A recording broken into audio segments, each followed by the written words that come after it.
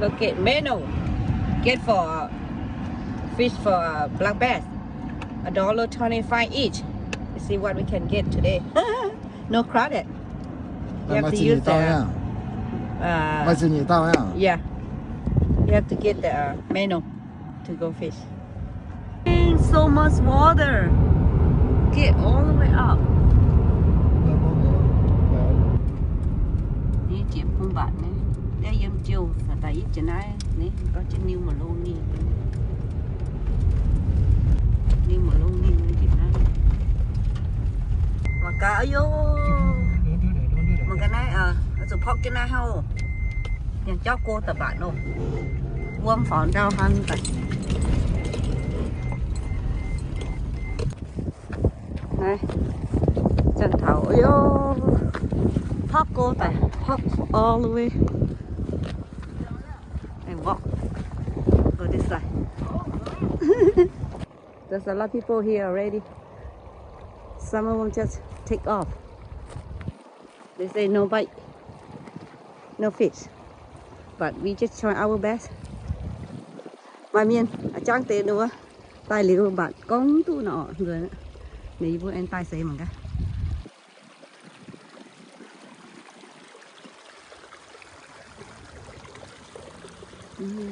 Order.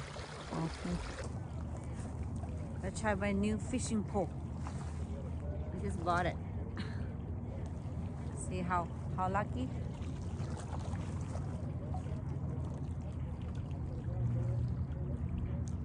And using worm.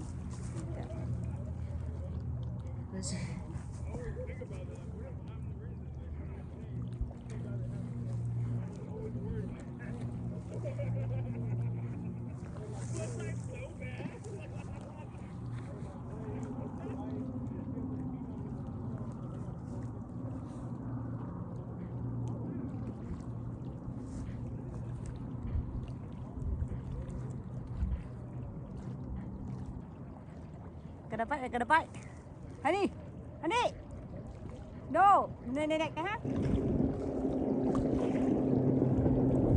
Từ từ cái hát quàng á. Ôi, nhà lộ. À, đưa nha. Oh my god, honey. See, I told you. You got it, see?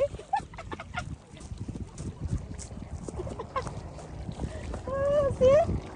You got yours. Huh? Oh my god, that's big. Oh, not bad, honey. I lost bite to town already, but I lost mine. Yeah, that's how I do. Yeah, that's see? big. Yeah, lucky one. You got first. Today mine. I lost mine. I tried. I'm gonna go. Yeah, I tried to go get mine. Huh? I don't know. I saw you have it, honey. I don't know. Look what. Yeah, you got first. My bite twice and then I lost mine. You did that? It is. I'm supposed to. That's why I told you. You get a zit, man. They call what? Lure. Try again.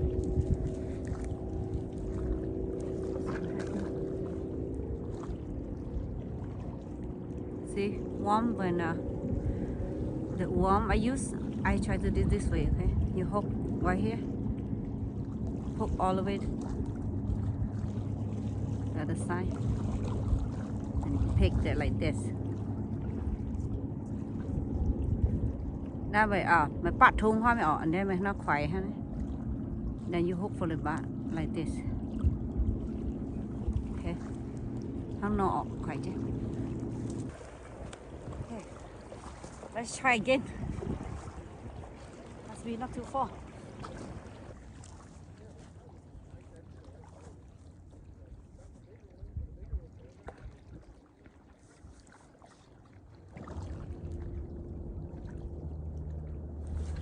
Sakama. Sakama.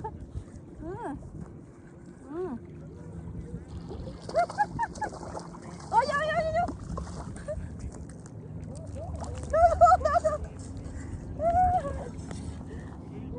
Phải cơ.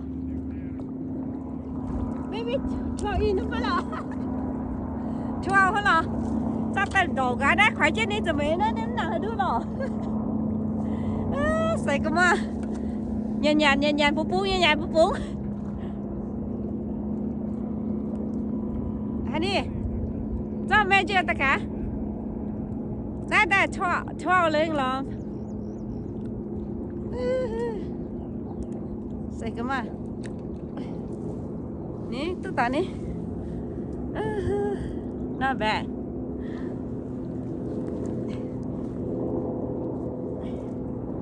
Measure một cái.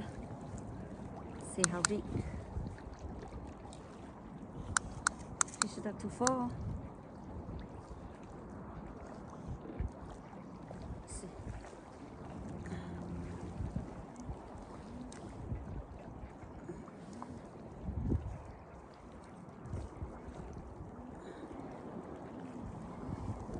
Not bad, 14. Huh? 14 no. Not bad, 14 you can keep it.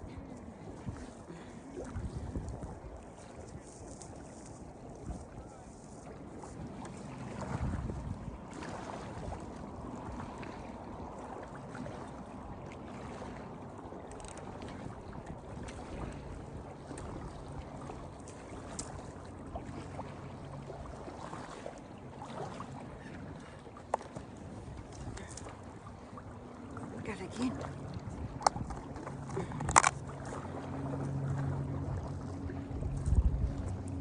Use wrong only.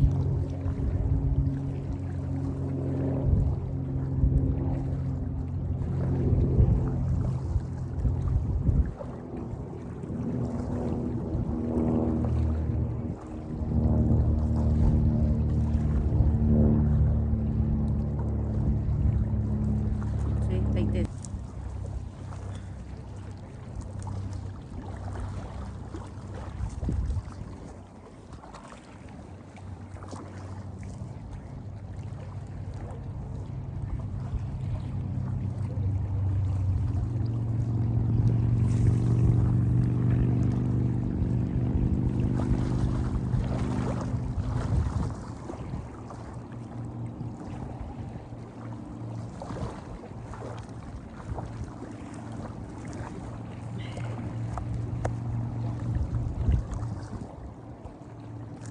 Large coral. This is the one use. Đây nó con quá coral nó nhiều quá. Chỉ nhỉ tiêu họ thôi nhá.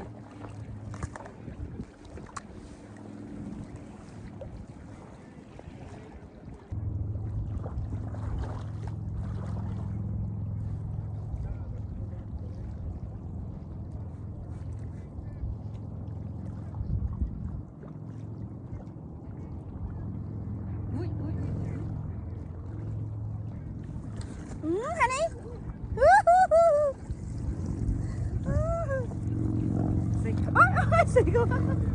Hả? No, it's still there. Buông hăng.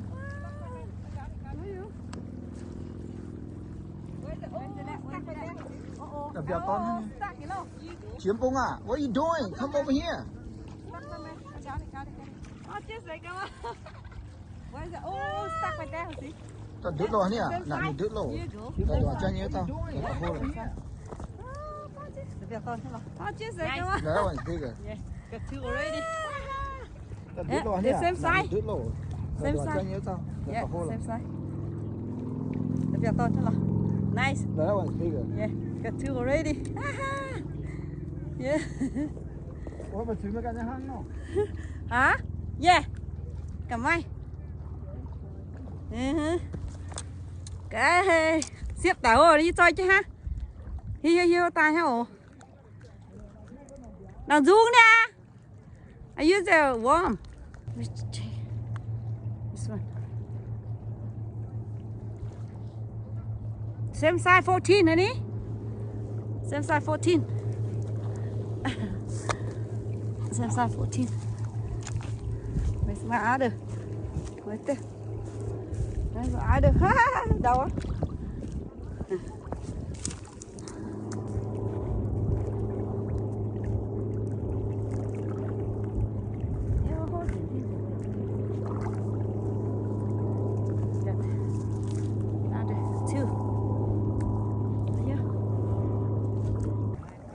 Two already. Good sight.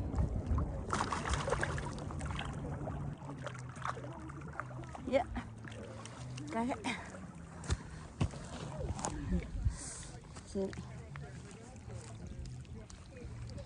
So over there get bite too, but stop. It loose. Mà tại viên mưa và béo ha. Tả luôn. Hành bật chứ mẹ luôn. Hành bật chứ mẹ luôn.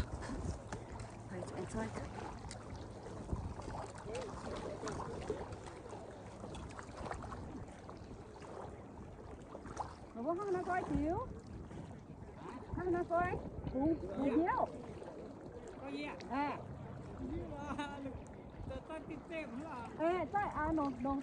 Nó tao nhớ coi xem nhé, nó hái đi tháo cái đĩa mẹ ọ, tháo tại thì tiên nó hái đi tháo cái đĩa này nó thua tăng rồi hái nhà nó mẹ tháo tại thì tiên, tháo tại thì tiên nó quá lọ, vợ ăn thế này này chút chút hết lọ, nín tông, mày chơi chỉ đi lấy mẹ có tháo tại nó đưa cho mình tạ.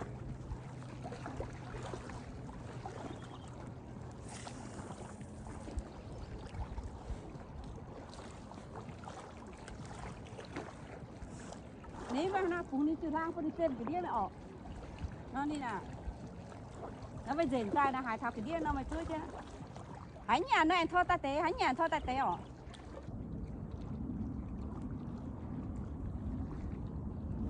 Nè, say cái mà,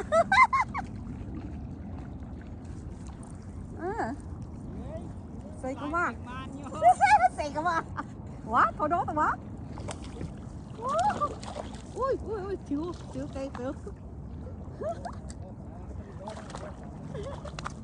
Đây cá, xem sai. Nàng dũng lô ta. Look at. Warm. Oh, still here. Nàng dũng still here này. Oh my god. It's deep.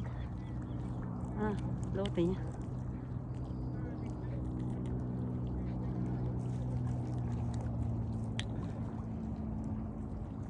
Okay, đỏ cá.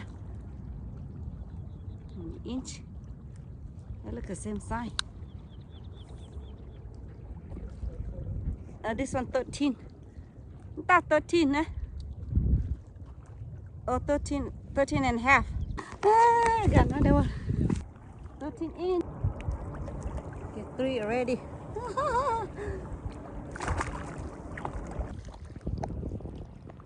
Got it, you got it. Help.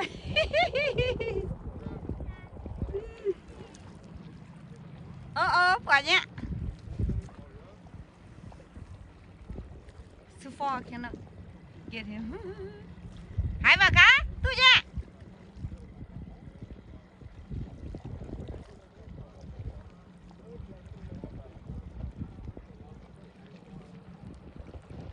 Done. Vậy nè. Tay toàn đấy, tay phần giáo toàn. Oh, got it. Xem size. Yeah, giàu ta, muôn tàu. Do you là lures? No, but thôi cái tay phải mày. Yeah, more fun like that.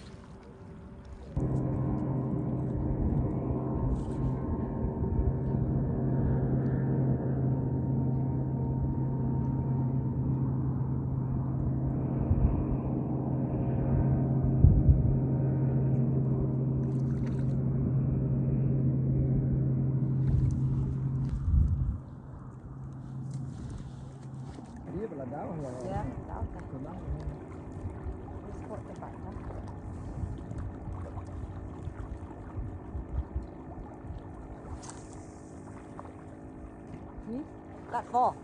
Can you see her too? Really four.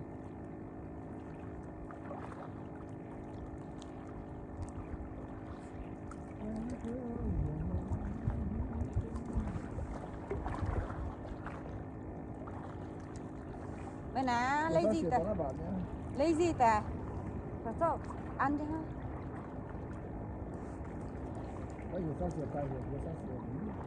Oh, này nữa bảo camping mà. Camping?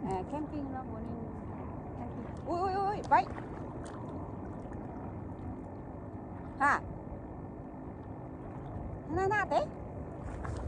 Yeah. Đấy.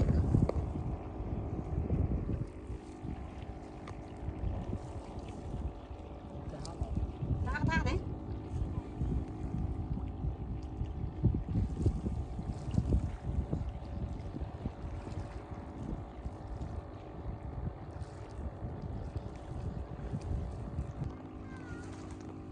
Đấy.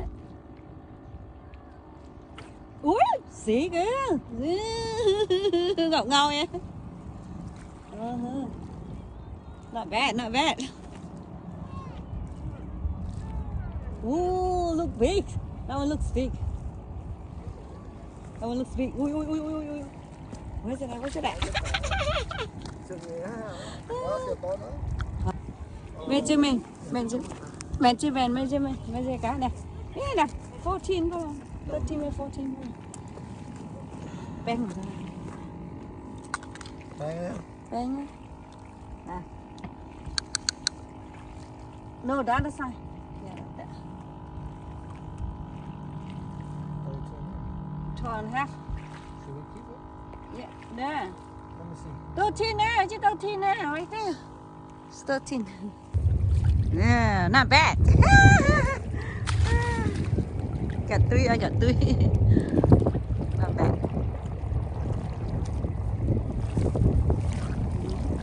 Yes, haha.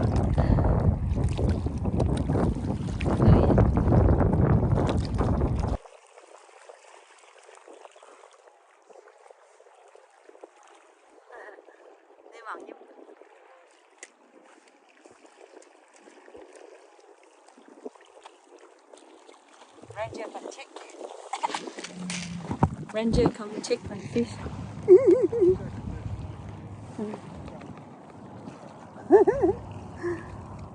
Check the fish.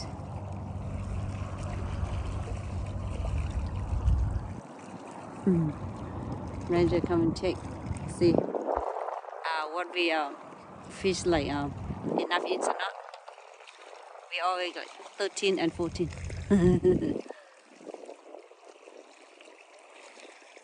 My license is behind my phone, so I have to turn it off and show him my fishing license. He just checked my license because I have my fishing license behind my phone, so I have to turn it off. Let him check my license. Go and check that out. Đây nhưng mà cái mai ở bạc kéo license phải ổn. Giống như phần ba ngày cho nó đi mạng. Sau ở bạc kéo này như này là ổn. Xong mai license nhé, cái gì cũng phải ta đây đứng chứ cha ngồiเลยbên nhìn rồi ăn chứ nè phần khá găng. Rồi mình thả đâu vậy, bạc kéo thả đâu.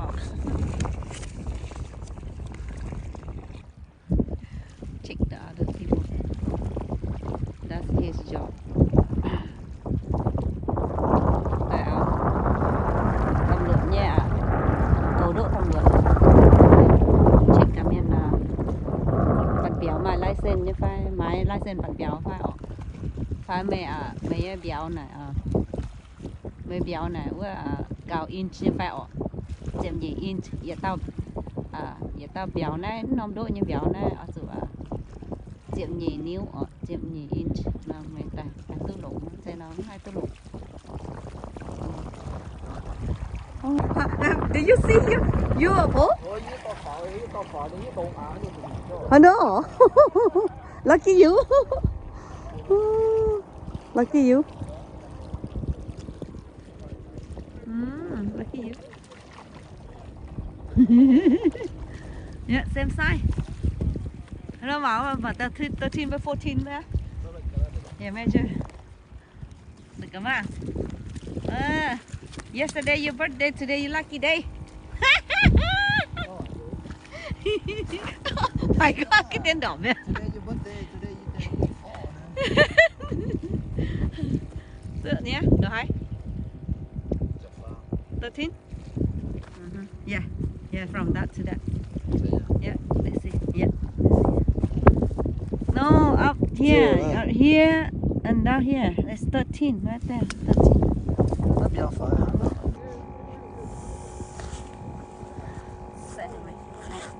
Cookie. Trong nào?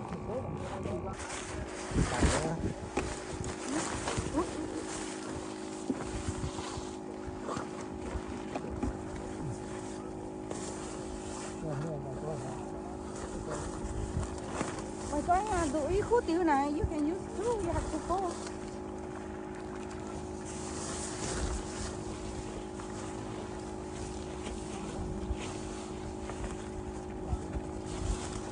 Yeah, yeah, okay.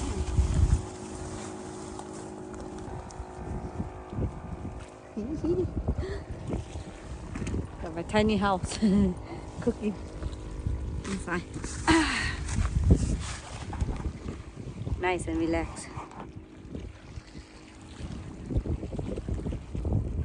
Cooking fish. Rồi hơi bạch với mẹo à.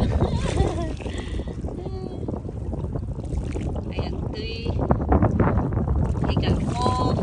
Then we're gonna cook 2 each. So we're gonna cook 2. So he got 1 more catch. I got 2 more catch, but I'm gonna cook.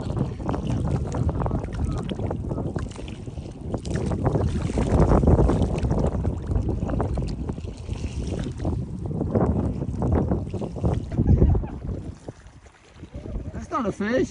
Yeah. It's a fish. It's a fish. Yeah. Oh, look at that. Cho chị mình nhé. Ở xem kìa. Nó cook by 3. Cho nó đâu rồi nè. Look at. Cho khỏe chị mình nhé. Nào. Để đây. The hand's too cold.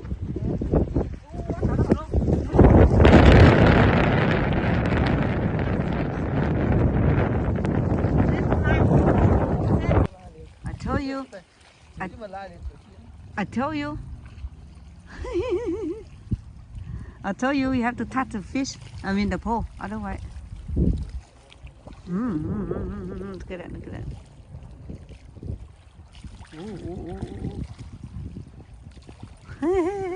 Not bad. Not bad. Now you sit down and watch. That's it. Let me out. Yeah, chỗ béo mà cái đó. Bố béo nhỉ. Sự cảm ơn ạ. Nóng. Bây giờ ôm giò nhá anh ta. À, tăng như sao? Tên này bố. Chào bác. Để nhiên lên mệt áo nhá. Đến tên cho lát nhỉ. Này over here. Aha. Lucky day hả? Not lucky, skill, honey. Skill?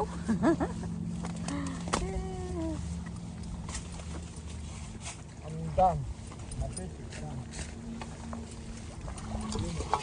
And this making quẩy, making lạc. That's not fun.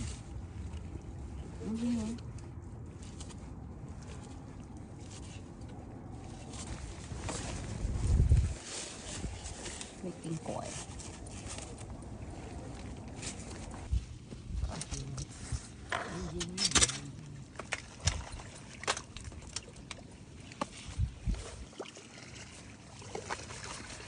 Very legit.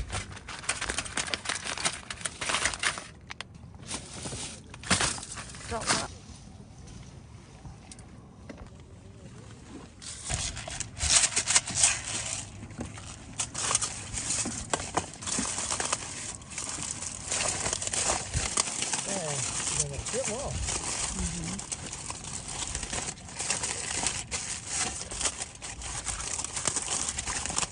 Số là hàng nó hơi nhiều. Make it easy.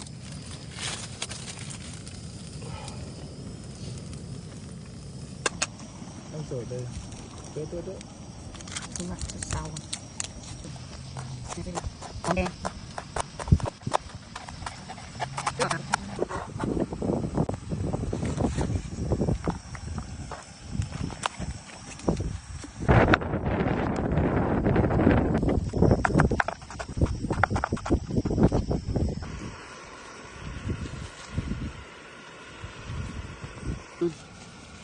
hot.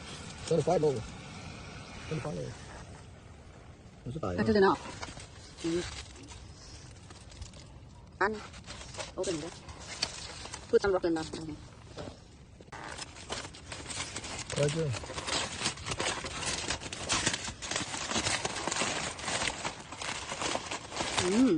Wow. Wow, looks good. How much juice? Where's all the juice? You didn't put no water? Yeah, I do put. It's all burned. Looks good. I'm eating it. Let's eat it. And gỏi, raw fish.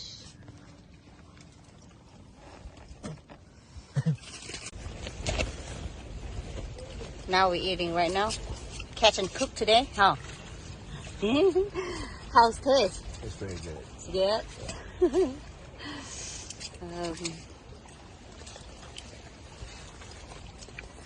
Now we're ready to eat.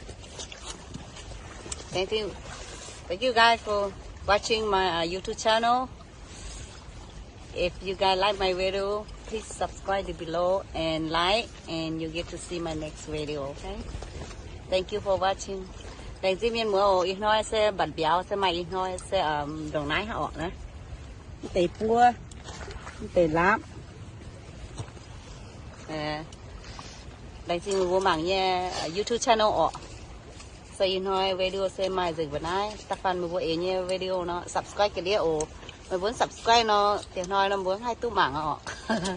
So thank you mua mảng subscribe cái đĩa and tiếng nói tu mảng như sang video mình ok. Thank you ô nhưng nào ô.